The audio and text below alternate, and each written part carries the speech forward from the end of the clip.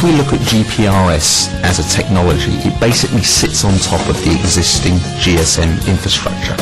Now, without becoming too technical about it, there is only a certain amount of radio bandwidth available, which is divided into a series of time slots, which is allocated to each individual caller.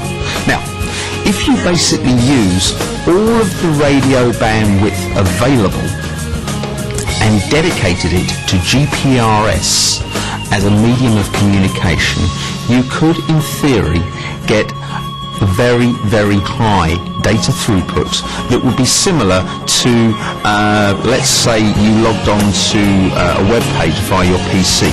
You'd get a similar type of user experience to that. However, we want to use this bandwidth for lots and lots of other different things. One of the main things we want to use it for, of course, is voice communications, which is still the killer application, like it or not, for the mobile user.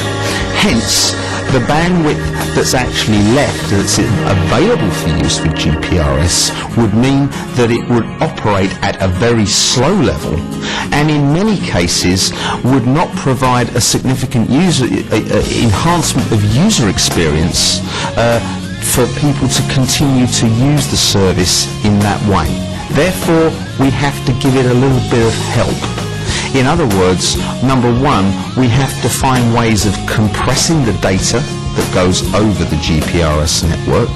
We have to find ways to make internet technology, things like TCP/IP, work in a better way over radio bandwidth. TCP/IP as a communications protocol is not particularly well adapted for use in a radio environment. So again, without becoming too technical, we have to give it a bit of help. We have to enable it to work in a slightly different way so it can be more effective. Then we have to look at how web pages traditionally work. When you log on to a web page via your PC, you are continually getting all of the data that you see on that web page. Now, some of that data doesn't actually change. So we've developed some little tricks with our GPRS accelerator that monitor the content of the web pages and only actually send the changed content. Caching, as we call it, the content that doesn't change at the user end of the communication.